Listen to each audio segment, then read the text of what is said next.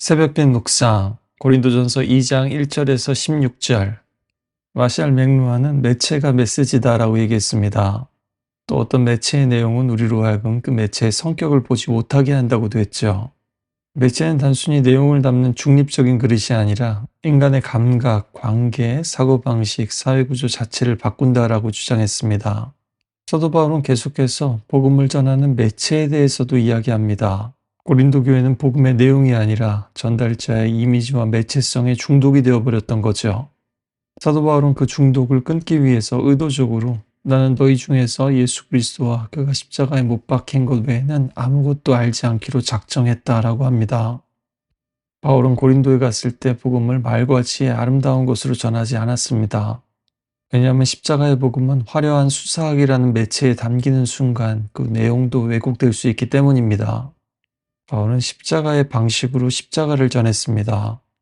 약함, 두려움, 떨림, 또 사람들이 자랑하는 것들을 피하고 오직 성령님만을 의존하면서요. 사도행전 18장을 보면 바울은 고린도에서 상당 기간 머물면서 복음을 전했다는 것을 알 수 있습니다. 그는 아굴라와 브리스길라와 만나 함께 일했고 회당에서 전하다가 반대를 받았고 이방인들에게로 방향을 옮겼습니다. 고린도에서의 사역에는 반대와 두려움이 있었습니다. 그래서 하나님께서는 환상 중에 바울에게 두려워하지 말고 침묵하지 말고 말하라 라고 하셨습니다. 사도 바울이 고린도 교회를 세운 사람입니다. 그런데 자신이 약했고 두려웠고 떨었다라고 고백하죠. 여러분, 믿음이 좋다면 언제나 확신에 차 있고 담대해야 되고 흔들림 없어야 된다라고 생각할 필요는 없습니다. 사도 바울도 때로는 카리스마적인 모습을 많이 보이지만 또한 교인들 앞에서 자신의 연약함을 전면에 드러내기도 합니다. 그러면서 바울은 고린도인들이 지혜를 자랑하지 못하게 하고 자신의 말과 전도가 설득력 있는 지혜의 말에 있지 않고 다만 성령의 나타나심과 능력에 있다고 하죠. 바울은 탁월한 설교를 하기도 하고 기적을 많이 행하기도 했습니다. 그러나 그가 만난 사람들이 결국 예수를 믿게 된 것은 자신의 말과 능력이 아니라 성령님께서 그들에게 십자가를 직면하게 했기 때문이라는 것을 말하고 싶은 거죠. 바울은 일부러 낮아지고 또 비켜섭니다. 자기 자신이 복음의 중심이 되지 않도록이요. 그러나 6절부터는 논조가 조금 바뀌는데요. 그러나 온전한 자들 중에서는 우리가 지혜를 말한다고 합니다. 바울은 지혜 자체를 버린 것이 아니라 어떤 지혜를 거절하고 또 어떤 지혜를 붙들 것인지를 말하는 겁니다. 요셉의 형들의 꾀와 요셉의 지혜가 대조되듯이 이 세상의 지혜는 하나님을 죽이는 지혜이고 하나님의 지혜는 그런 인간들조차 구원하는 지혜입니다. 바울이 말하는 지혜는 사람들을 구원하는 하나님의 계획을 말합니다. 그리고 그 절정에 십자가가 있죠. 세상은 늘 자기가 다 안다고 생각합니다. 누가 중요한지, 무엇이 강한지, 어떤 길이 옳은지 잘 안다고 생각하죠. 그런데 그 세상이 영광의 주님을 십자가에 못 박았습니다. 이것이 인간 지혜의 비극입니다. 그래서 바울은 이 지혜를 감추어진 지혜라고 합니다. 이 세상에 이 세대의 통치자들이 알지 못했던 지혜입니다. 알았더라면 영광의 주님을 십자가에 못 박지도 않았겠죠.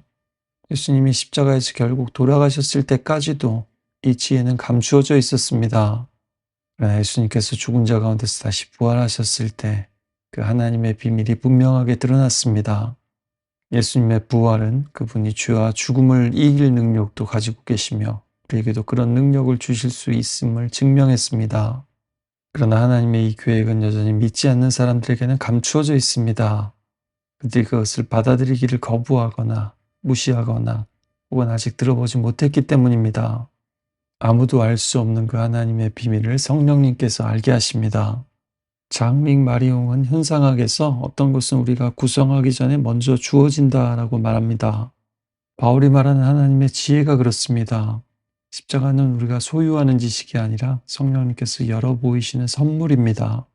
우리는 정보가 넘치는 시대를 살지만 그렇다고 해서 더 깊어지는 것은 아닙니다.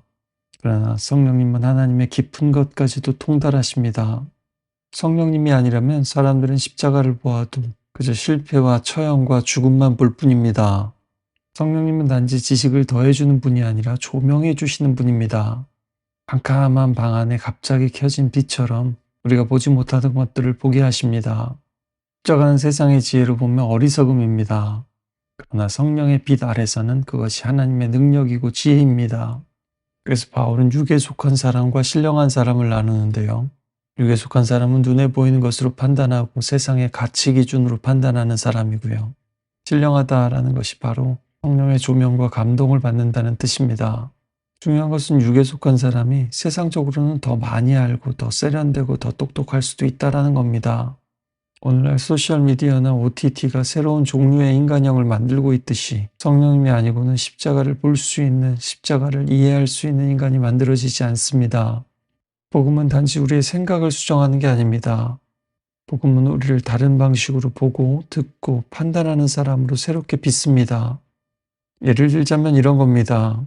세상의 지식, 하나님을 모르는 지식은요, 어떻게 물로 포도주를 만드냐라고 질문합니다. 그런 하나님을 인격적으로 만난 사람, 그런 하나님에 대한 지식을 가지고 있는 사람은요, 예수님께서 내 방에 나도 굴던 소주를 물로 만드셨습니다 라고 고백합니다. 물고기가 정확히 아무것도 모르는 한 가지는 물이다 라는 말처럼요, 고린도 사람들은 자신들이 세상의 지혜라는 물속에 살고 있다라는 사실을 몰랐습니다. 우리도 수영장에서 물을 보는 것이 아니라 바닥이나 벽면을 보듯이 말입니다. 명예, 수사학, 철학과 지식, 사회적 지위, 강함의 문화가 너무나 자연스러운 환경이었던 거죠. 십자가는 그 물을 보게 합니다. 우리가 너무나 당연하게 여긴 나머지 보지 못하는 것들을요. 그래서 신령한 사람은 모든 것을 판단하지만 자기는 아무에게도 판단을 받지 않는다고 합니다. 이제는 무엇이 참된 가치인가, 또 어떻게 살 것인가의 문제가, 또 인생의 우선순위가 이미 해결됐기 때문입니다. 모든 예수를 믿는 성도는 이미 영적이고 온전한 신분입니다. 이미 예수 안에 있기 때문이죠. 마지막으로 바울은 누가 주의 마음을 알아서 가르치겠느냐. 그러나 우리가 그리스도의 마음을 가졌느니라 라고 합니다. 그리스도의 마음을 가졌다라는 것은 내가 남보다 우월하다라는 뜻이 아니라요, 십자가의 방식으로 하나님과 세상을 바라보기 시작했다는 뜻입니다. 그래서 바울은 내가 라고 하지 않고 우리가 라고 말하죠. 몇몇 사람들에게만 주어진 특권이 아니라 교회 전체가, 모든 성도가 받아야 될 그리스도의 마음입니다. 오늘도 여전히 세상의 가치 기준으로 자신의 무가치함과 싸우고 계신 분이 계시다면 이 세상에서 가장 무가치한 분이 되셨고 싸워서 이긴 것이 아니라 십자가에 달려 죽으신 분이 바로 우리 주님이시다라는 사실을 기억했으면 좋겠습니다. 또 예수님의 십자가에 나의 말과 지혜가 못 박히기를 원합니다.